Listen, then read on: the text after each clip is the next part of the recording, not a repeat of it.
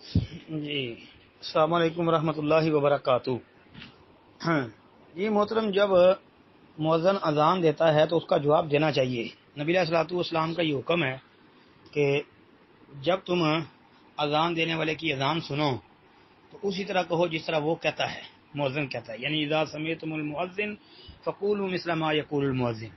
تو اس لیے اذان کا جواب دینا چاہیے، نبی علیہ السلام کا حکم ہے، اس کے اوپر عمل ہونا چاہیے، اچھی بات ہے۔ باقی اگر کوئی ایسی مجبوری ہے کہ بندہ واش روم کے اندر ہے تو وہاں تو نہیں بندہ جواب دے سکتا۔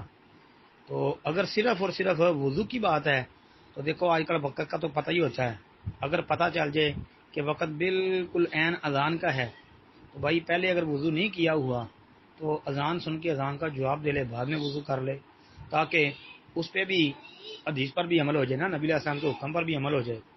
جی السلام علیکم ورحمۃ اللہ۔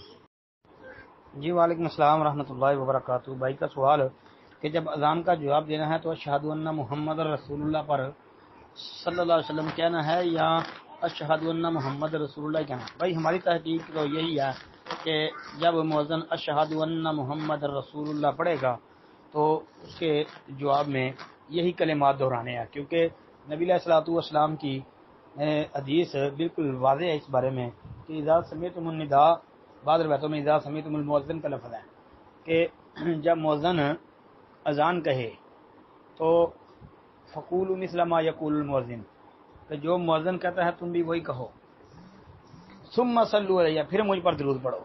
تو اس لیے حدیث کا عموم یہی بتاتا ہے، باقی صرف ایک چیز کی وضاحت نبی علیہ الصلوۃ والسلام سے ملتی ہے، صحیح بخاری وغیرہ کے اندر جو آتا ہے کہ جب حی علی الصلاۃ اور حی علی الفلاح کہا جائے گا تو پھر لا حول ولا قوت الا باللہ، باقی سارے کلمات جو ہے اسی طرح دہرانے ہیں جس طرح مؤذن دہراتا ہے۔ تو اس لیے درود بعد میں پڑھ لیا جائے نا تو وہی انشاءاللہ کافی ہو جائے گا۔ السلام علیکم ورحمۃ اللہ وبرکاتہ۔